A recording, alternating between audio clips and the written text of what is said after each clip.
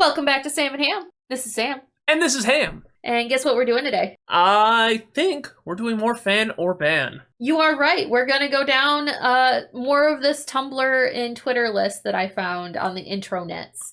Boy, I love the internet. Me too. You ever said... The internet's basically just like reaching behind the couch cushion to see what you can pull out. Sometimes you get pennies. Sometimes you found really cool magic items. You're right, and these are some really cool magic items. As a player, I would probably love to find, but I'm going to bring them to the DM and see if they are approved. Always check with your DM before you bring in random things off the street. That's generally good advice for most life situations. You're right, but we're going to go ahead and jump in and get started with some Runestones. So these are a common item upon acquiring. You roll a d6 to determine what type of stone you get. It could be fire, cold, lightning, bludgeoning, force, or radiant. Throwing this runestone always hits its target within 60 feet, and it deals 2 damage of its discovered type. Once used, it vanishes. Ban. 2 damage? Yeah. 2 damage for throwing a rock. 2 damage? That's it? It's not even rolling a dice. You can't even miss.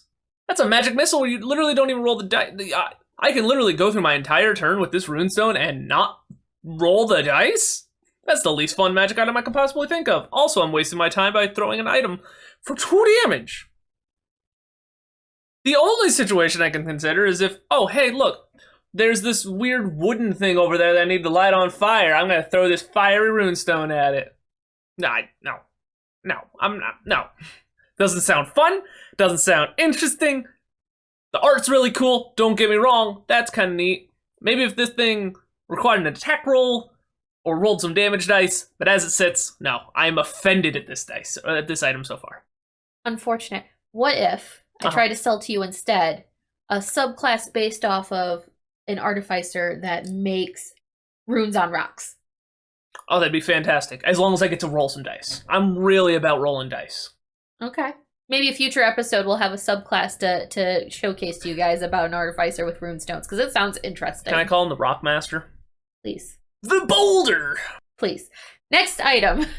The Wand of Spider Summoning. That is a horrifying image, but I kind of love it. I love it as well. It is uncommon, but it does require attunement. It has 8 charges, and as an action, you can expend charges to summon the following for 1 minute. 3 charges for a large spider, 2 charges for a spider swarm, 1 charge for a normal spider.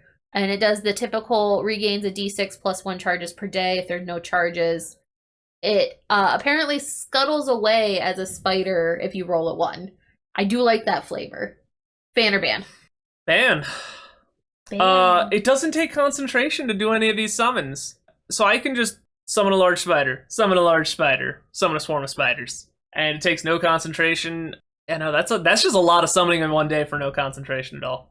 If you added concentration to it, I'd be a huge fan. Especially because the idea that it transforms into a spider and scuttles away is adorable.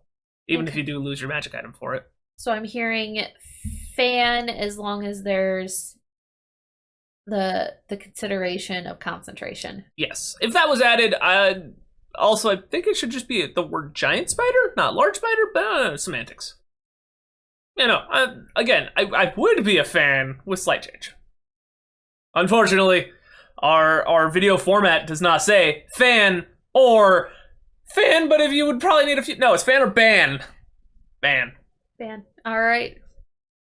Next one is Mindmugger Mitts. That's a tongue twister. Yes, it is, and I love the octopus on the gloves. He's pretty cute. It's rare, requires attunement, gives you advantage to sleight of hand checks while attuned. 3 times a day, you get a memory lapse as a bonus action. You can touch a target, and they must succeed on a wisdom saving throw of 10 plus half your level, or else they forget everything from the round. These are not the droids you're looking for. So you go to pickpocket a guy, you get advantage, but if they catch you, they got to make another check, because 3 times a day, you could just make them forget you were ever there in your pockets. Okay, so I'm pretty sure it means 6 seconds, because that's how long a round lasts. But I think I'm a fan. That's really cool. Modify Memory is a 5th level spell to be able to really change somebody's thing. So only being able to erase 6 seconds from their memory is a lot less. Though this does lead to some very horrifying situations where you could potentially stab a man in the face rob their memory and then just they don't remember at all. Yeah. And being able to do that as a bonus action's pretty strong, but I mean, you have to worry about the fact that they might just make their wisdom save. Yeah, yeah. So you're banking a lot on hopefully they don't make the save. These are not the droids you're looking for. Pretty much, yeah. But yeah, I'd say I'm a fan. You're a fan? Yep. Awesome. Next item is the Herbalist Bundle. So it's a rare item, and these ingredients can be chewed raw for minor effects, or if you are proficient with the Herbalism Kit, you can spend 6 hours brewing any number of one type into potions for no extra cost. Each bundle has 1d4 plus 1 ingredient. Roll a d6 to determine what each ingredient is. So you got witchweed, pepperberries, ogre ear, lover's thorn, and ghost bloom. Oh, and mother's rest down at the bottom. Okay. Each do something different. Water breathing, resist cold, advantages on strength or charisma. One makes false life, and one gives you resistance to diseases. I love this. This is super slick. It gives somebody a reason to actually want to have an herbalism kit. It gives reward for somebody actually paying attention to those proficiencies they get from their background. Mm-hmm. But, I mean, hey, if you don't have one and you don't care, I mean, worst case scenario is, like, the raw wordings there, they're still fine. Ogre gives you advantage to your next attack roll. Like, that's not bad. Like, none of these are bad, even raw, and then if you have the herbalism kit, they just get even cooler. Love it. Fan. Fan? Yeah. Love it. Alrighty. Next one is the Infernal Contract.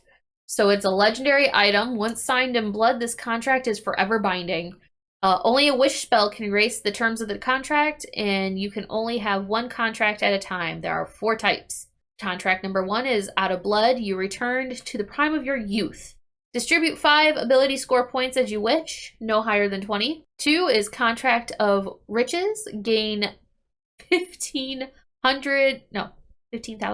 Yeah. Gain 15,000 gold in wealth within the next few days, or 1 non-legendary, non-artifact item. The 3rd is the Contract of Knowledge. You gain contact other plane as a ritual spell-like ability, the DC of which is 10. You also gain a permanent advantage to 1 knowledge skill of your choice. 4, Contract of Power. You gain an additional spell slot for each of your spell levels. Alternatively, you may choose 3 spells from any class that is 3rd level or lower, and gain them as a once per day spell-like ability. And then there's also the Curse, Damned. The signee has disadvantage on all death saving throws. Upon death, their soul teleports to the contract giver's native plane and is imprisoned within a magic crystal. The signee cannot be resurrected until their soul is freed. So you can gain one of the 4 upsides. The curse is that you have disadvantage on death saving throws. Man, the only flaw I can see with this one is you've already read it, so I can't put it in a campaign. That's really cool. I love all of those. Contract of Knowledge seems a little but literally everything else there seems sick. I mean, man, maybe it's because I have low IRL wisdom, but those all sound like, not bad. I might. Pretty good deals. Yeah. If you are a combat heavy campaign and your DM tends to swing pretty hard and you're making death saving throws often, you might not want to take this as often. Well, I mean, YOLO. I'm just saying. Yeah, I could totally see a DM approaching and just offering one of the 4 to a particular player, like singling him out between the 4. But the fact that it's already written out, that's pretty nice, easy work for the DM. Yeah, I think they're all very cool. I mean, just the ability to... Just 5 ability scores is pretty darn nice. Mm-hmm. That can boost you from, like, middling to high. Yeah, no, all of those seem... again, other than contract knowledge seems okay. I'm sure there's something there I'm missing, but permanent advantage on 1 knowledge skill is nice, and the ritual is pretty okay. But yeah, no, those all seem great. Fan. Awesome. So what am I? 2 for 2 out of 5. You're 3 for 5 today. 3 for 5. That's pretty awesome. Yeah, no, again, it would be 3.5 with the wand of spider summoning, but those runestones. We weren't starting off strong today. That's all I'm saying. Well, unfortunate, but that's all I have for you today. 2 damage? That's all I have for you today. It was all very fun, thank you. Yep. So until next time, this is Sam. And this is Hamm. Thanks for watching. We'll see you in the next one. Bye.